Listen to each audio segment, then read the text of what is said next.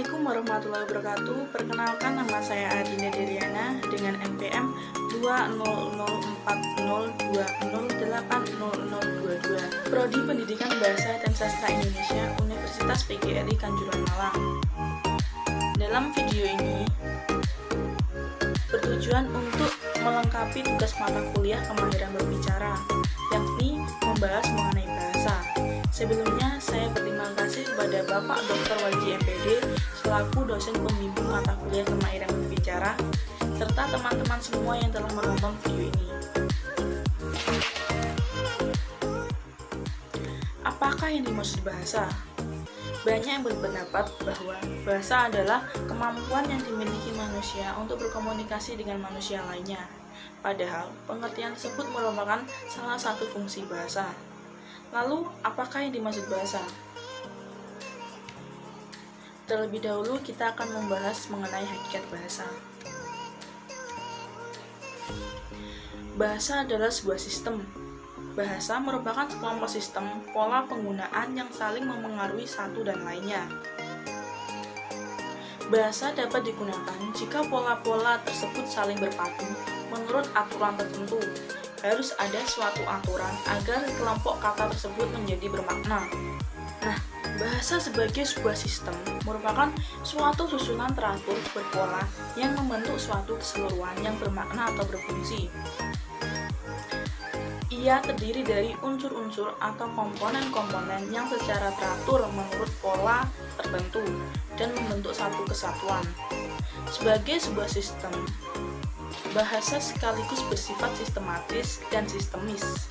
Bersifat sistematis artinya bahwa bahasa tersusun menurut satu pola yang tidak tersusun secara acak atau sembarangan.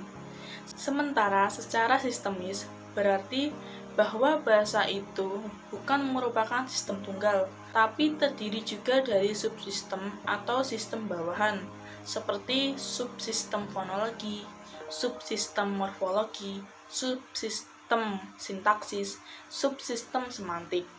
Kemudian, tiap-tiap unsur dalam subsistem tersebut juga tersusun menurut aturan atau pola tertentu yang secara keseluruhan membentuk satu sistem. Jika tidak tersusun menurut aturan atau pola tertentu, maka subsistem tersebut tidak berfungsi. Suatu tuturan disebut bahasa jika memiliki sistem. Tuturan wajib memiliki sistem agar bisa disebut sebagai bahasa. Bahasa adalah lambang. Ide-ide yang disampaikan melalui bahasa diwakili oleh berbagai lambang. Lambang-lambang tersebut membentuk makna jika digunakan dalam pola tertentu. Jika dalam bahasa Indonesia dilambangkan dengan huruf, seperti kata rumah, rumah tidak dilambangkan dengan satu huruf, tetapi dengan 5 huruf, dan itu harus mengikuti pola tertentu agar lambang tersebut mewakili suatu ide. Karena dalam penulisan bahasa Indonesia kita mengikuti aturan alfabet Latin. Bahasa berupa bunyi. Bunyi bersifat primer atau utama, karena fungsi bahasa yang utama sebagai alat komunikasi, jadi harus ada bunyi, sedangkan aksara bersifat sekunder. Terdapat fenomena bahasa hanya berupa bunyi, tanpa aksara.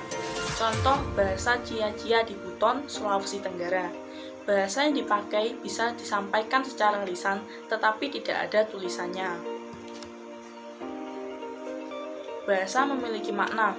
Sistem bunyi dapat dianggap sebagai bahasa jika memiliki makna. Bunyi yang memiliki makna disebut bahasa, sedangkan bunyi yang tidak memiliki makna bukanlah bahasa. Jadi kesimpulan dari definisi bahasa menurut hakikat bahasa yakni bahasa adalah sistem lambang bunyi yang bermakna. Yang kedua, membahas mengenai sifat bahasa. Pertama, bahasa bersifat arbitrer atau mana suka. Yang dimaksud dengan arbitrer adalah tidak adanya hubungan langsung yang bersifat wajib antara lambang dengan yang dilambangkannya. Dengan kata lain, hubungan antara bahasa dan wujud bendanya hanya didasarkan pada kesepakatan antara penurut bahasa di dalam masyarakat bahasa yang bersangkutan. Nah, penggunaan lambang-lambang dengan bunyi tidak memiliki hubungan khusus dengan ide yang disampaikan. Hal inilah yang dimaksud dengan arbiter. Tidak ada hubungan langsung antara bentuk bunyi dan makna yang disampaikan melalui bunyi tersebut.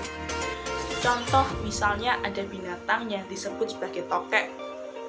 Namun, orang Jawa seringkali menyebutnya sebagai tekek dikarenakan tokek tersebut mengeluarkan bunyi seperti tekek. Pemilihan itulah yang dinamakan manasuka. Yang kedua, bersifat konvensional. Konvensional dapat diartikan sebagai satu pandangan atau anggapan bahwa kata-kata sebagai penanda tidak memiliki hubungan intrinsik atau inhem dengan objek, tetapi berdasarkan kebiasaan, kesepakatan, atau persetujuan masyarakat yang didahului pembentukan secara arbiter. Sistematika yang terdapat pada sebuah bahasa, baik penggunaan lambang, pembentukan makna, serta aturan penggunaannya adalah kesepakatan kelompok pengguna bahasa tersebut. Meskipun hubungan antara lambang bunyi dengan yang dilambangkannya bersifat arbiter, tetapi penerimaan lambang tersebut untuk suatu konsep tertentu yang bersifat konvensional. Artinya, semua anggota masyarakat bahasa itu mematuhi konvensi bahasa lambang tertentu itu digunakan untuk mewakili konsep yang diwakilinya. Jadi, kalau kearbiteran bahasa pada hubungan antara lambang-lambang bunyi dengan konsep yang dilambangkannya, maka kekonvensionalan bahasa terletak pada kepatuhan para penutur bahasa untuk menggunakan lambang itu sesuai dengan konsep yang dilambangkannya. Hal ini bermakna bahwa bahasa merupakan sebuah sistem konvensi suatu masyarakat tertentu dan seluruh anggotanya harus mematuhi dalam penggunaan suatu bahasa. Yang ketiga, sifat bahasa yakni unik. Setiap bahasa mempunyai ciri khas sendiri yang tidak dimiliki oleh bahasa lainnya. Ciri khas ini bisa menyangkut sistem bunyi, sistem pembentukan kata, sistem pembentukan kalimat, atau sistem-sistem lainnya. Terdapat beragam bahasa di dunia. Tiap bahasa tersebut memiliki aturan dan sistematika penggunaan tertentu. Perbedaan tersebut membuat tiap bahasa unik dan memiliki ciri spesifik yang membedakannya dari bahasa lain. Di setiap daerah pasti memiliki ciri bahasanya sendiri. Misalnya di Pulau Bali, di sana uang disebutkan sebagai pipis, sedangkan di Jawa pipis berarti buang air kecil. Itulah sebabnya bahasa unik. Yang keempat, sifat bahasa yaitu universal. Bahasa juga bersifat universal, artinya ada ciri-ciri yang sama yang dimiliki oleh setiap bahasa yang ada di dunia ini. Misalnya, ciri universal bahasa yang paling umum adalah bahwa bahasa itu mempunyai bunyi bahasa yang terdiri dari vokal dan konsonan. Konsep universalitas ini menjadi kajian linguistik, terutama linguistik deskriptif, yang membahas sistem bahasa sebagai sebuah sistem yang universal dari tataran bunyi, pembentukan kata, serta pembentukan kalimat. Bahasa-bahasa di dunia memiliki kesamaan walaupun berbeda. Mereka memiliki prinsip yang sama, seperti setiap bahasa pasti memiliki adanya vokal dan konsonan.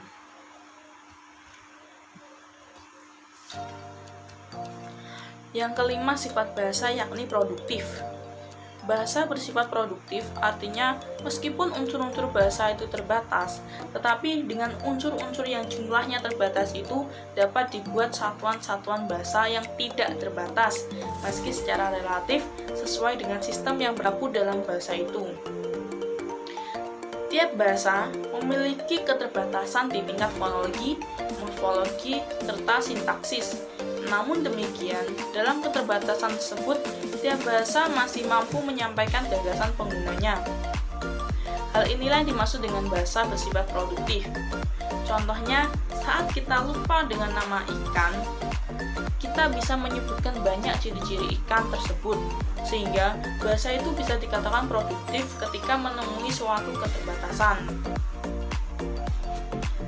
Yang keenam, sifat bahasa yakni dinamis. Bahasa bersifat dinamis artinya bahasa bersifat mengikuti dan menyesuaikan dengan keadaan atau masyarakat penggunaannya. Oleh karena sifat bahasa yang dinamis, maka bahasa selalu berubah, tidak tetap, dan selalu aktif atau tidak diam.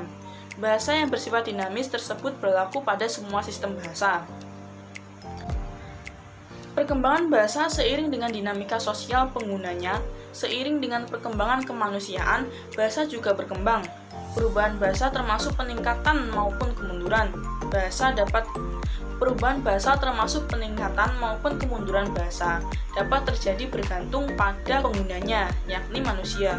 Bahasa berkembang dan berubah bisa bertambah kosakatanya ataupun bisa berkurang kosakatanya, berganti seiring berjalannya waktu. Yang ketujuh sifat bahasa yakni bervariasi. Bervariasi dapat berarti mempunyai berbagai bentuk, jenis, atau ragam. Bahasa itu bervariasi artinya bahasa memiliki berbagai bentuk. Perbedaan yang timbul dari sisi kemanusiaan tentu berpengaruh pada bahasa yang dipergunakannya. Hal ini menyebabkan munculnya berbagai ragam bahasa, bahkan sebuah bahasa memiliki beberapa ragam penggunaan. Kedelapan sifat bahasa yakni manusiawi. Bahasa disebut manusiawi karena bahasa menjadi berfungsi selama manusia memanfaatkannya. Sebagai makhluk sosial, manusia berinteraksi, berkomunikasi dengan manusia lain dengan menggunakan bahasa sebagai media, baik berkomunikasi menggunakan bahasa lisan, juga berkomunikasi dengan menggunakan bahasa tulis. Manusia merupakan satu-satunya makhluk yang mampu bertutur kata menggunakan bahasa.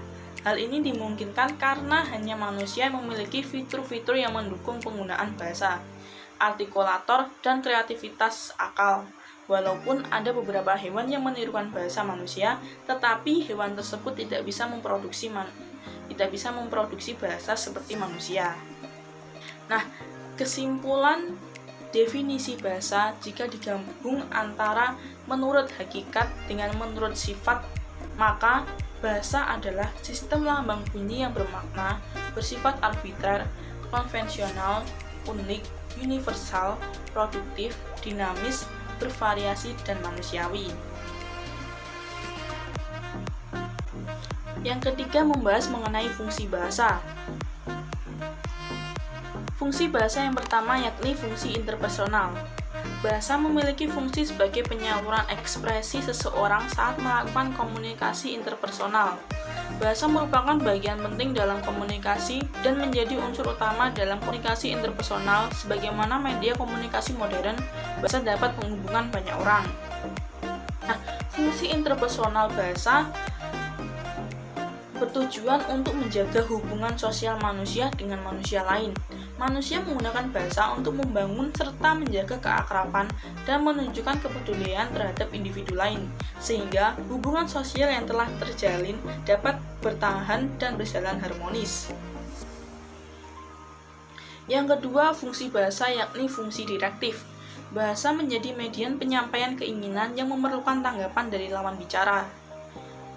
Dalam melaksanakan fungsi direktif, bahasa hendaknya tetap berpedoman pada nilai-nilai dan norma-norma yang berlaku agar hubungan baik antara komunikator dan komunikan dapat berjalan baik. Fungsi direktif berorientasi pada penerima pesan. Dalam hal ini, bahasa dapat digunakan untuk memengaruhi orang lain, baik dari segi emosi, perasaan, maupun tingkah laku.